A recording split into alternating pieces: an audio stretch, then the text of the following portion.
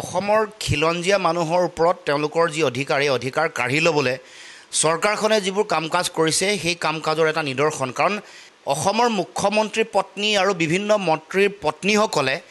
এনেকুৱাকৈ গুগ্ৰাখে মাটি গিলিছে যে এই গোটেই প্ৰক্ৰিয়া চলি থকাৰ মাজতে কিন্তু খিলঞ্জীয়া যিসকল মানুহ আছে যিবোৰ মানুহে ইয়াত মানে শ বছৰ অসমত বসবাস কৰিছে তেওঁলোকে ইয়াতে খেতি খোলা কৰিছে খেতি বাতি কৰি আছে আৰু সেই তেনেকুৱা এগৰাকী খিলঞ্জীয়া মানুহ চেতিয়া ডাঙৰীয়ানীক তেওঁৰ যি মানে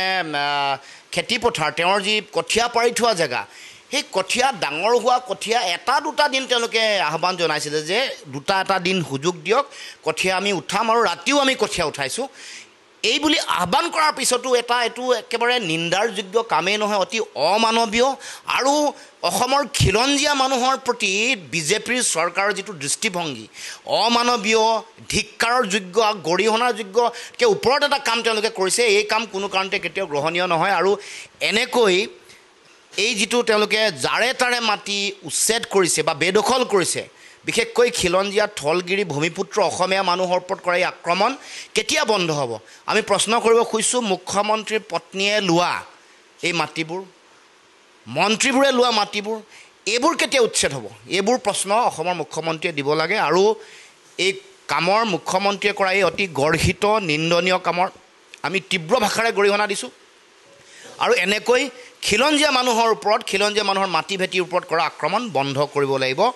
এই সকিয়নি অসমৰ মুখ্যমন্ত্ৰীক আমি জনাইছোঁ অসমৰ খিলঞ্জীয়া মানুহৰ ওপৰত তেওঁলোকৰ যি অধিকাৰ এই অধিকাৰ কাঢ়ি ল'বলৈ চৰকাৰখনে যিবোৰ কাম কাজ কৰিছে সেই কাম কাজৰ এটা নিদৰ্শন কাৰণ অসমৰ মুখ্যমন্ত্ৰীৰ পত্নী আৰু বিভিন্ন মন্ত্ৰীৰ পত্নীসকলে এনেকুৱাকৈ গুগ্ৰাখে মাটি গিলিছে যে এই গোটেই প্ৰক্ৰিয়া চলি থকাৰ মাজতে কিন্তু খিলঞ্জীয়া যিসকল মানুহ আছে যিবোৰ মানুহে ইয়াত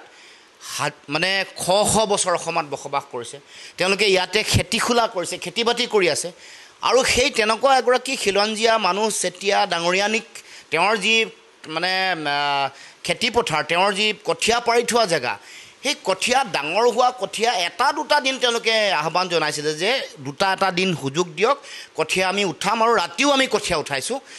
এই বুলি আহ্বান কৰাৰ পিছতো এইটো একেবাৰে নিন্দাৰ যোগ্য কামেই নহয় অতি অমানৱীয় আৰু অসমৰ খিলঞ্জীয়া মানুহৰ প্ৰতি বিজেপিৰ চৰকাৰৰ যিটো দৃষ্টিভংগী অমানৱীয় ধিক্কাৰৰ যোগ্য গৰিহণাৰ যোগ্যকৈ ওপৰত এটা কাম তেওঁলোকে কৰিছে এই কাম কোনো কাৰণতে কেতিয়াও গ্ৰহণীয় নহয় আৰু এনেকৈ এই যিটো তেওঁলোকে জাৰে তাৰে মাটি উচ্ছেদ কৰিছে বা বেদখল কৰিছে বিশেষকৈ খিলঞ্জীয়া থলগিৰি ভূমিপুত্ৰ অসমীয়া মানুহৰ ওপৰত কৰা এই আক্ৰমণ কেতিয়া বন্ধ হ'ব আমি প্ৰশ্ন কৰিব খুজিছোঁ মুখ্যমন্ত্ৰীৰ পত্নীয়ে লোৱা